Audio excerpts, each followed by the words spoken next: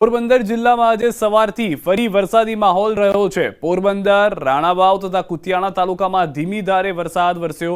સવારે 6 વાગ્યાથી સાંજે 4 વાગ્યા સુધી પડેલ વરસાદના આંકડાની વાત કરીએ તો પોરબંદરમાં 1/2 ઇંચ વરસાદ વરસ્યો, જ્યારે રાણાવાવમાં 3 ઇંચ જેટલો વરસાદ વરસી ગયો છે, જ્યારે કુતિયાણામાં 1 ઇંચથી વધુ વરસાદ નોંધાયો છે। ક્યારેક ધીમો તો ક્યારેક વધુ એમ સવારથી ઝાપટા સ્વરૂપે વરસાદ વરસી રહ્યો છે।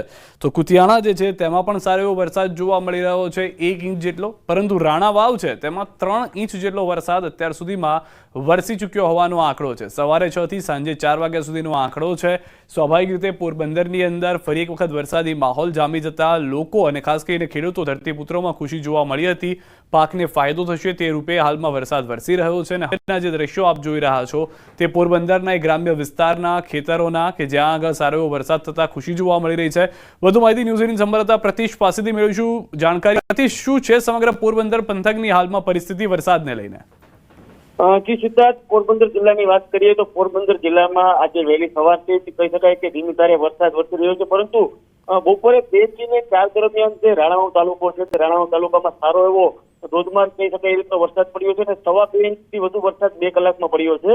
એટલે પોરબંદરમાં 1 ઇંચ જેટલો વરસાદ છે, રાણાવાવમાં 2.5 થી 3 ઇંચ વરસાદ છે અને કુતિયાણામાં 1 થી 1.25 ઇંચ જેટલો વરસાદ છે તે સીધા સુધીમાં પડ્યો છે આજે। આભાર સમગ્ર માહિતી બદલ। તો હાલમાં જે રીતે પરિસ્થિતિ છે, મોટાભાગના વિસ્તારો પોરબંદરના એવા છે કે જ્યાં સારો એવો વરસાદ જોવા મળી રહ્યો છે, જે રીતે પ્રતિશે પણ હાલમાં જણાવ્યું।